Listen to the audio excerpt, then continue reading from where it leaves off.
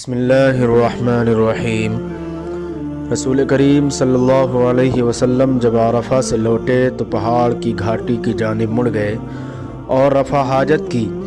اسامہ کہتے ہیں کہ پھر آپ صلی اللہ علیہ وسلم نے وضو کیا اور میں آپ صلی اللہ علیہ وسلم کے اعضاء پر پانی ڈالنے لگا اور آپ صلی اللہ علیہ وسلم وضو فرماتے رہے۔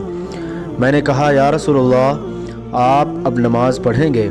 آپ صلی اللہ علیہ وسلم نے فرمایا، نماز کا مقام تمہارے سامنے یعنی مزدلفہ میں ہے، وہاں نماز پڑھی جائے گی۔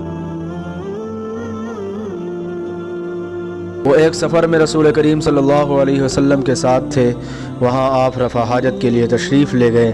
جب آپ واپس آئے، آپ صلی اللہ علیہ وسلم نے وضو شروع کیا تو مغیرہ بن شعبہ آپ کے اعضاء وضو پر پانی ڈالنے لگے۔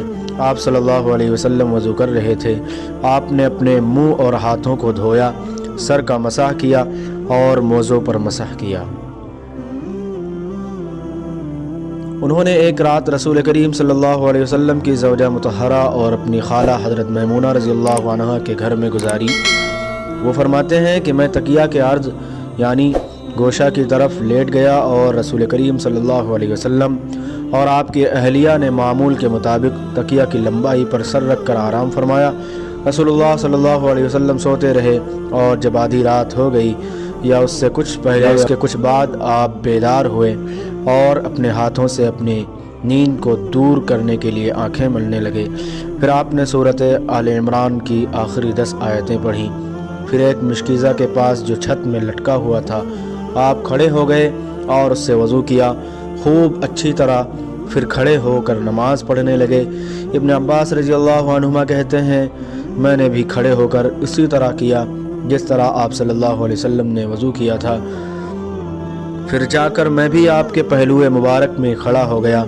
آپ نے اپنا داہنا ہاتھ میرے سر پر رکھا اور میرا دایاں کان پکڑ کر اسے مروڑنے لگے۔ پھر آپ نے 2 رکعتیں پڑھیں، اس کے بعد پھر 2 رکعتیں پڑھیں، پھر 2 رکعتیں پڑھیں، پھر 2 رکعتیں، پھر 2 رکعتیں، پھر 2 رکعتیں پڑھ کر اس کے بعد آپ نے وتر پڑھا اور لیٹ گئے۔ پھر جب مؤذن آپ صلی اللہ علیہ وسلم کے پاس آیا تو آپ نے اٹھ کر 2 رکعت معمولی طور پر پڑھیں، پھر باہر تشریف لا کر صبح کی نماز پڑھی۔ میں رسول اللہ صلی اللہ علیہ وسلم کی زوجہ محترمہ عائشہ رضی اللہ عنہا کے پاس ایسے وقت آئی جبکہ سورج کو گہن لگ رہا تھا اور لوگ کھڑے ہو کر نماز پڑھ رہے تھے۔ کیا دیکھتی ہوں وہ بھی کھڑے ہو کر نماز پڑھ رہی ہیں۔ میں نے کہا کہ لوگوں کو کیا ہو گیا ہے؟ تو انہوں نے اپنے ہاتھ سے آسمان کی طرف اشارہ کر کے کہا سبحان اللہ۔ میں نے کہا کیا یہ کوئی خاص نشانی ہے؟ تو انہوں نے اشارے سے کہا کہ ہاں۔ تو میں بھی آپ کے ساتھ نماز کے لیے کھڑی ہو گئی۔ آپ نے اتنا قیام فرمایا کہ مجھ پر غشی طاری ہونے لگی اور میں اپنے سر پر پانی ڈالنے لگی۔ جب رسول اللہ صلی اللہ علیہ وسلم نماز سے فارغ ہوئے تو آپ نے اللہ کی حمد و ثنا بیان کی اور فرمایا، آج کوئی چیز ایسی نہیں رہی جس کو میں نے اپنی اسی جگہ نہ دیکھ لیا ہو، حتیٰ کہ جنت اور دوزخ کو بھی دیکھ لیا۔ اور مجھ پر یہ وحی کی گئی ہے کہ تم لوگوں کو قبروں میں آزمایا جائے گا، دجال جیسی آزمائش یا اس کے قریب قریب۔ راوی کا بیان ہے کہ میں نہیں جانتی کہ اسماء نے کون سا لفظ کہا۔ تم میں سے ہر ایک کے پاس اللہ کے فرشتے بھیجے جائیں گے اور اس سے کہا جائے گا کہ تمہارا اس شخص یعنی محمد صلی اللہ علیہ وسلم کے بارے میں کیا خیال ہے؟ پھر اسماء نے لفظ ایماندار کہا یا یقین رکھنے والا کہا، مجھے یاد نہیں۔ بہرحال وہ شخص کہے گا کہ محمد صلی اللہ علیہ وسلم کے سچے رسول ہیں، وہ ہمارے پاس نشانیاں اور ہدایت کی روشنی لے کر آئے، ہم نے اسے قبول کیا، ایمان لائے اور آپ کا اتباع کیا۔ پھر اس سے کہہ دیا جائے گا کہ تو سو جا، درحالے کہ تو مرد صالح ہے اور ہم جانتے تھے کہ تو مومن ہے۔